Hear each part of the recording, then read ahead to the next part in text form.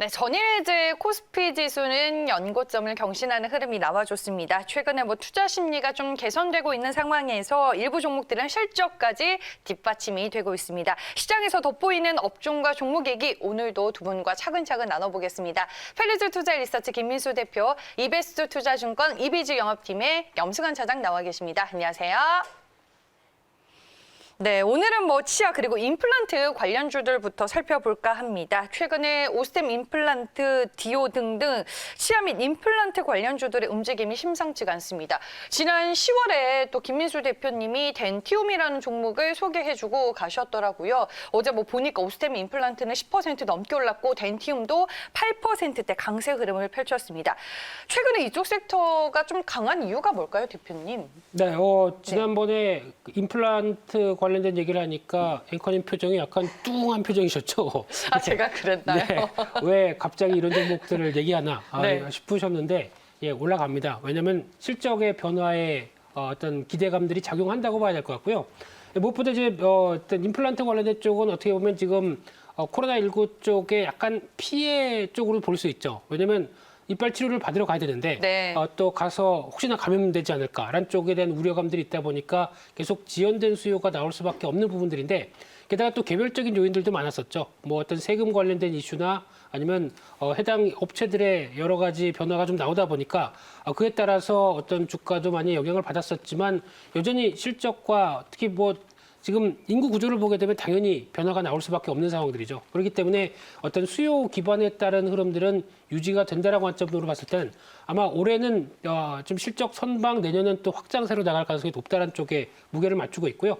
거기다가 특히 내년 같은 경우 사상 최대 실적까지도 넘보는 업종의 대표적인 섹터다라고 하게 되면 관심을 계속 가지셔야 되는데 단기적으로는 좀 빠르게 올라오다 보니까 또 속도 조절은 필요하겠죠. 하지만 네. 지금 말씀드렸던 오스템 임플란트도 좋은데 제가 보기에는 덴티움을 더 가장 눈여겨보는 게 중장기적으로 보게 되면 베트남 쪽으로 진출하면서 비용을 많이 줄일 수 있는 관점이 나오죠. 게다가 또 추가적으로 중국 진출권 이런 부분까지 생각하게 되면은 오히려 성과가 더 실적 중심으로 빠르게 나올 수가 있겠다는 쪽에서 좀 더 주목을 하고 있습니다.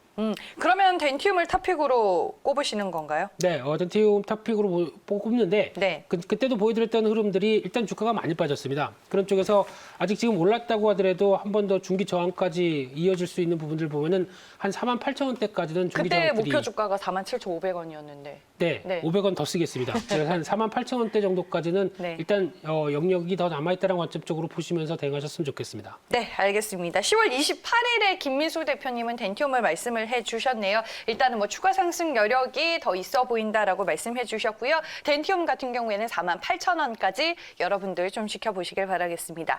다음은 셀트리온의 특징주로 준비를 해봤습니다. 셀트리온이 올해 내로 코로나19 치료제를 선보일 수 있다라는 소식에 전일 그룹주들이 전체적으로 좋았고요. 이 서정진 회장이 또 MBC 라디오에 출연해서 어떤 얘기를 했는지 한번 정리를 해보겠습니다. 네, 올해 연말쯤에 투약 후 4일에서 5일 만에 몸속에 코로나19 바이러스를 소멸시키는 항체 치료제를 선보일 수 있을 것이다라는 얘기를 했습니다. 연말 출시에 대해서 이제 서정진 회장도 직접적으로 언급을 했고 코로나19 항체 치료제 개발에 성공을 하게 된다면 또 회사는 어떤 성장 동력을 얻게 될지 궁금하네요. 일단 이제 코로나19 치료제 관련해서 올해 결과 나온다고 예전부터 얘기는 했기 네. 때문에 이제 12월 달에 아마 결과가 나올 것 같아요. 그래서 연내 승인 서정희 회장이 직접 언급한 대로 결과가 나쁘진 않은 것 같습니다. 그래서 물론 이제 최종 결론까지는 가봐야 되겠지만 일단 기대감은 높은 상황이고 치료제는 사실 이렇게 게임 체인저가 될 수는 없어요. 왜냐하면 백신 같은 경우는 우리가 예방을 할 수가 있기 때문에 백신을 맞고서는 이제 자유롭게 경제 활동할 수 있지만 사실 치료제라는 건 걸리고 나서 우리가 치료를 받는 목적이니까 이렇게 경제 판도를 좀 바꿀 수는 없지만 그러나 이제 중요한 거는 치료제가 확실하게 하나라도 제대로 나온다면은 우리가 이제 설사 그 코로나19에 감염이 되더라도 이제는 죽진 않겠구나 이런 공포감에서는 좀 벗어날 수 있기 때문에 백신 나오고 치료제 나오는 거는 상당히 좀 전체 글로벌 경제에는 긍정적으로 좀 작용할 수밖에 없는 것 같습니다. 근데 이제 화이자의 백신도 그렇지만 서정리 회장도 직접 언급을 했거든요. 네. 문제는 뭐냐면 유통이에요. 그러니까 이거를 많이 생산을 할 수가 없어요. 지금 10만 명분밖에는 생산이 안 되고 내년까지 했을 때 전 세계 다 이렇게 모든 치료제들이 나온다고 가정을 해도 2천만 명 정도에게 이제 투입할 탈 수 있는 양밖에 안 된다고 합니다. 그러니까 그렇게 보면 이게 어느 정도 제한된 캐파밖에 이제 없다 보니까 이거 하나만 가지고 뭐 이제 모든 뭐 전 세계 국민들이 다 맞을 수 있다. 이건 좀 아니기 때문에 결국에 이제 국내에만 좀 제한적으로만 좀 공급이 당분간은 좀 되지 않을까. 일단 이렇게 보여지고 다만 어쨌든 이제 치료제가 나온다는 측면에서는 상당히 좀 긍정적일 수 있다. 그동안 사실 셀트리온이 뭐 3분기 실적 우려라든가 여러 가지 뭐 수급 악재 때문에 좀 최근에 주가가 좀 많이 빠졌었는데 일단 최근에 3분기 실적도 굉장히 좀 급증한 것으로 좀 나와줬고 거기다 치료제 모멘텀까지 이렇게 나오게 되면 연말까지 주가 흐름은 좀 괜찮을 것 같아요. 그리고 사실 펀더멘탈 이슈를 떠나서라도 지금 어제 보니까 외국인들이 16만 주 정도 대량 매수를 했더라고요. 그러니까 무슨 얘기냐면 지금 외국인들이 한국 주식에 대해서 비중을 적극적으로 늘려가고 있는데 외국인들이 살만한 종목이 사실 뭐가 있겠습니까? 시총 상위 기업들이니까. 그러니까 삼성전자하고 LG 화학만 샀어요, 그동안은. 근데 이제 어제부터는 약간 이제 그 밑단에 있는 기업들까지 이제 계속 늘려가고 있습니다. 그래서 외국인들 장세가 이어지는 이상은 셀트리온 주가에도 긍정적일 수밖에 없는 것 같습니다. 그래서 한 12월 말까지일지는 뭐 제가 봐야 되겠지만 외국인들이 계속 이런 기조를 유지한다라면은 뭐 셀트리온 주가에도 긍정적이니까 당분간은 좀 더 위쪽으로 열어놔야 될 것 같습니다. 네, 알겠습니다. 셀트리온 종목은 뭐 좀 장기적인 관점으로 보는 투자자분들도 상당히 많으신 것 같은데 우리가 연말까지 어떤 시점으로 봐야 될지 말씀을 해주셨고 서정진 회장님은 참 언론 플레이를 잘하는 것 같다는 생각이 또 한 번 드는 것 같습니다. 그런 게 되게 네. CEO도 중요해요. 그러니까요. 이렇게 소통을 잘해야 되는데 네.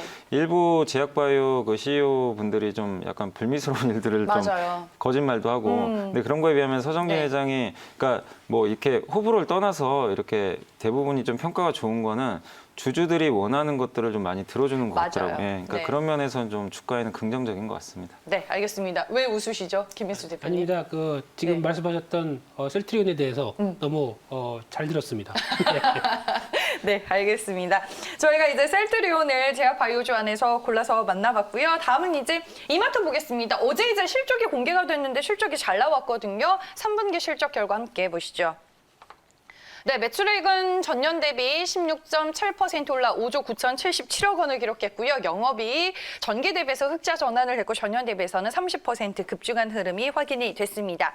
3분기 실적이 턴어라운드에 성공을 했습니다. 뭐 트레이더스, 쓱닷컴, 이마트24 할 것 없이 모두 이제 선방하는 모습을 보여줬습니다. 소비 심리 개선과 함께 김민수 대표님 실적 개선 기대감은 우리가 더 가져가도 괜찮을까요? 네, 장사 잘하고 있습니다. 과거에 이마트를 바라보면서 이제 뭐 오프라인의 한계, 그리고 또 이제 요즘 누가 이마트 가니? 차라리 그냥 주문하지, 새벽 배송 받아라. 이런 게 대세였었죠. 아니 뭐 자주 쓰는 거 있으세요? 뭐 이마트 트레이더스, 쓱닷컴, 이마트24. 네, 그렇죠. 네. 그 사업 구조가 좀 바뀌는데 네. 그런 쪽으로 봤을 때 지금 실적 흐름을 보게 되면 이제 유통주들의 실적이 좋아지는 모습들을 봤을 때 일단 매출은 줄어드는데 비용을 그냥 뼈를 깎는 구조조정이죠. 이를 통해서 통제를 하다 보니까 실적이 좋아졌다고 나오는 게 일단 일반적인데 지금 흐름을 보게 되면 매출과 영업이익 모두 다 성장했습니다. 그렇다는 얘기는 일단 지금 어느 정도 체질 변화와 함께 매출의 확대도 같이 이어진다고 봐야 되겠죠. 그런 쪽으로 보게 되면은 일단 지금 SSG닷컴 같은 경우 일단 적자만 계속 보던 부분들이 이제 변화가 나오기 시작하고요.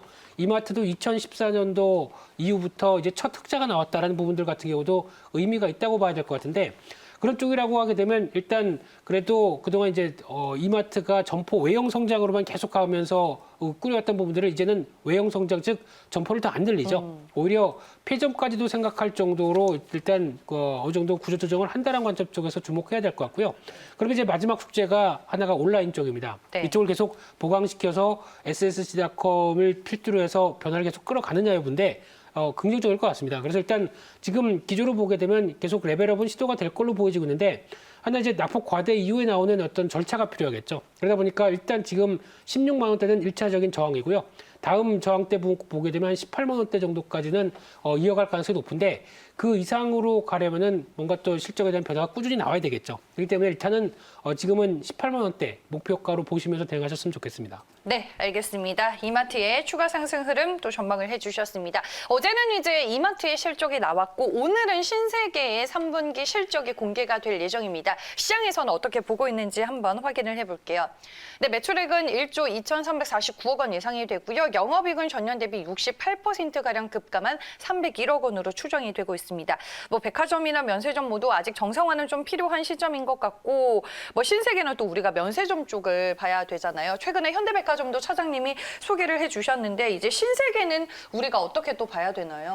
신세계 같은 네. 경우 지금 일단 이제 면세점하고 백화점이 같이 있잖아요. 네. 그래서 백화점은 당연히 좋을 수밖에 없습니다. 지금 이미 코로나19 리스크에서 한국은 좀 많이 탈출을 하고 있고 또 백화점에 뭐 뉴스들 보셨겠지만 명품 매장에는 줄이 어마어마하게 길더라고요. 그래서 네. 지금 뭐 이런 이제 양극화가 좀 계속 이어지고 있는데 백화점 매출 안에서도 그 이제 명품 매출은 좀 상당히 급증을 하고 있습니다. 특히 이제 명품은 또 마진이 좋기 때문에 백화점 이제 실적에도 좀 도움이 되고 있습니다. 그래서 이번 3분기에 사실 현대백화점이 저번에 실적 발표했지만 백화점 쪽은 기대보다는 상당히 좀 잘 나왔습니다. 그래서 신세계도 마찬가지고 다만 이제 면세점이 좀 문제인데 면세점은 사실 지금 돈을 벌 수는 없는 구조입니다. 이게 뭐 중국인들이 사실 한국에 입국을 해서 네. 돈을 써야 되는데 뭐 그럴 수가 지금 없는 상황이잖아요. 그래서 시내 면세점에서만 그 이제 중국의 보따리상 따이공이죠.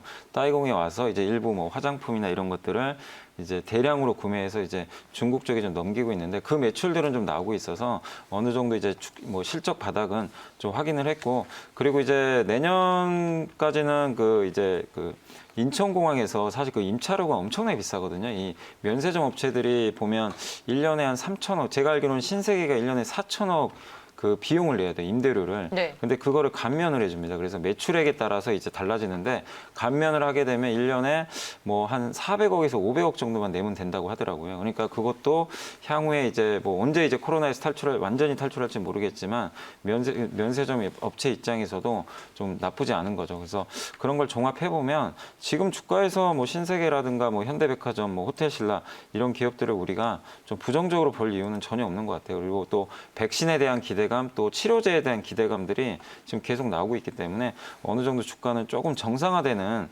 그림으로 봐야 될 것 같습니다. 일단은 한 뭐 최소 24만 원에서 많이 가면 26만 원까지는 열려 있는 것 같아요. 그래서 지금은 뭐 하락 쪽보다는 좀 위쪽으로 좀 열어 놓으시면서 좀 계속 끌고 가는 전략 좀 필요할 것 같습니다. 그럼 현대백화점이랑 신세계 중에 고르라고 하면은 차장님은 현대백화점인가요? 저는 현대백화점이 좀 더 나은 것 같아요. 왜냐하면 면세점은 아직은 조금 더 시간은 필요하거든요. 그러니까 네. 언제 좋아질지 아직 구체적으로 알 수 없는데 백화점은 이미 숫자가 나오고 있어요. 데이터가 찍히고 있기 때문에 백화점 비중이 높은 현대백화점이 좀 더 낫지 않나 싶습니다. 네, 알겠습니다. 저희가 신세계 실적과 함께 이제 유통주들 어떻게 봐야 할지에 대한 얘기도 들어봤습니다. 신세계에 이어서 오늘도 한국전력이 3분기 실적을 발표할 예정인데요. 한국전력은 매출액이 전년 대비 1%가량 감소한 15조 6,528억 원 이상이 됩니다. 영업이익은 그래도 전년 대비 좀 큰 폭의 증가세가 확인이 되고 있습니다. 증권사들 의견에 따르면 일단 뭐 한국전력 3분기 실적은 시장 기대치를 하회할 것으로 보이고요. 현 시점에서 향후 실적과 배당이 긍정적인 요소로는 꼽히던데 어떻게 좀 전망을 하세요, 김 대표님? 네, 한국전력 실적 생각하고 한번 매수해볼까라는 흐름들도 몇 번 있었는데 네. 하지만 제 마음을 좌절시킨 게 정부 정책입니다. 네, 네. 이 부분에 대해서는 또 정부 비판적일 수가 있기 때문에 일단 넘어가고요. 네, 일단 네. 가장 중요한 게 3분기 실적 같은 경우 유가에 대한 분위기와 함께 같이 이어지는 변화라고 하게 되면 발전 비용이 떨어지다 보니까 당연히 실적은 좋아질 걸로 보여지고 있는데 이런 부분이 이제 기조화돼야 되겠죠. 그래서 이제 그동안 보여줬던 어떤 부정적인 실적의 변화가 일단 출발할 가능성은 높다고 보여지고 있는데 하지만 이제 또 배당이 제대로 다시 이어질지 여부들 한 2년 동안 또 배당을 못했죠. 그런 쪽에 대한 변화가 또 확인할 필요가 있다고 생각되고 있는데 하나 제가 걱정하는 거는 이 정부 정책적인 부분입니다. 쉽게 말씀드리면 친환경 쪽을 계속 드라이브를 거는데 그러면 친환경으로 인해서 발전을 하게 되면 효율이 많이 떨어지죠. 그러면 비용이 생각보다 더 많이 듭니다. 그럼 그 비용을 전력 요금에 연동을 해서 어떻게 보면 전력도 요금도 올라가야 되는데 그러면 또 반발이 심하겠죠. 네. 그러다 보니까 이 비용이 증가되는 부분들을 그냥 한국전력이 안 하라라고 하는 부분으로 나오게 되면 또 같은 흐름들이 반복됩니다. 그러다 보니까 친환경 쪽이 커지는데 일시적으로 어느 정도 수율이 올라올 때까지 가장 희생해야 될 회사가 한국전력이다라고 하게 되면 일단 중장기적인 쪽에서는 아직 좀 모르겠습니다. 그렇기 때문에 일단 지금 기준으로 보게 되면 주가가 많이 하락했다가 변화가 나오는 첫 번째 가격이 24,000원대 같습니다. 그렇기 때문에 24,000원대 부근에서 일단 크게 어떻게 보면 정부의 정책들이나 이런 것들을 확인해보면서 아직까지는 저항이 좀 크다 보니까 여기서 일단 비중을 정리하는 게 일단 맞지 않을까 생각됩니다. 네, 알겠습니다. 정부 정책에 반하면은 상당히 또 어려운 주가 흐름이 펼쳐질 수 있기 때문에 그런 부분들을 고려하지 않을 수가 없는 것 같습니다. 한국전력에 대한 투자 의견 들어봤고요. 이제 마지막으로 관심주 만나볼 시간인데 오늘 염 차장님 차례예요. 네, 저는 요새 좀 계속 IT 말씀드리고 네. 있는데 그 ITM 반도체라고 많이 들어보셨을 거예요. 그 애플의 무선 에어팟이죠. 여기 들어간 이제 배터리 보호회로 이제 그 패키지를 좀 만드는 그런 기업인데 네. 이게 사실은 이제 에어팟에만 들어갔다가 작년부터 이제 애플 아이폰에도 이제 탑재가 되기 시작했습니다. 이 회사 제품이. 그래서 지금 매출 성장이 좀 나왔는데 올해 상반기에는 아무래도 좀 코로나 이슈로 인해 가지고 실적이 좀 이제 꺾이면서 주가도 한 3, 4개월 좀 하향세를 좀 겪었는데 이제 내년을 보고 좀 투자해야 될 때가 아닌가 이렇게 좀 말씀을 좀 드리고 싶고 애플의 이번에 아이폰 12가 또 흥행에 좀 성공을 하고 있고 이게 보통 애플 제품이 한번 나오면 이게 이제 보통 뭐 삼성의 갤럭시라든가 이제 다른 뭐 중국 제품이라든가 안드로이드 제품의 특징이 제품의 수명이 되게 좀 짧아요. 짧은데 애플 아이폰은 이게 충성 고객들이 워낙 많다 보니까 보통 3년까지 갑니다. 그러니까 2018년도, 17년도에 나왔던 모델도 지금도 역시 잘 팔린다는 거죠. 그러니까 지금 나왔던 모델들도 충분히 앞으로 2, 3년 정도 계속해서 잘 팔릴 가능성이 높다고 좀 보고 있습니다. 그래서 그런 모델들에 계속 좀 납품이 되고 있고 내년도에도 아마 무선 에어팟이라든가 이런 쪽에 계속 좀 독점 공급이 좀 가능한 그런 얘기들이 좀 나오고 있어서 애플 관련주 중에서는 일단 ITM 반도체를 좀 탑픽으로 보시면서 한번 접근하시면 좋겠고 역시 또 백신 나오면 수혜줍니다. 이 스마트폰 섹터는 IT지만 백신 때문에 사실 스마트폰 판매가 좀 부진할 수 그러니까 그동안 코로나 때문에 좀 부진할 수 있었는데 백신이 나와서 경제 정상화 또 된다면 그런 부분에 있어서 또 스마트폰 판매가 내년도에 또 호조를 보일 수 있으니까 좀 긍정적이지 않나 이렇게 보여집니다. 자, 기술적으로 한번 보여드리면 지금 약간 추세는 지금 아직까지는 뭐 완전히 돌린 건 아니지만 약간 이제 내려온다라면은 55,000원 요 레벨권에서는 한번 좀 저가 매수하시는 전략 좀 필요할 것 같고요. 그다음 이제 위쪽으로는 한 65,000원까지는 좀 레벨이 보이거든요. 여기를 네. 좀 목표로 하시고 손절가는 한 5만 원 정도 잡으셔가지고 한번 좀 길게 보시면서 대응하시면 좋을 것 같습니다. 알겠습니다. 스마트폰 업종에 대해서 또 긍정적인 뷰를 주셨고요. ITM 반도체 오늘 소개해 주셨습니다. 목표 주가 65,000원, 가격 전략 참고하시길 바랍니다.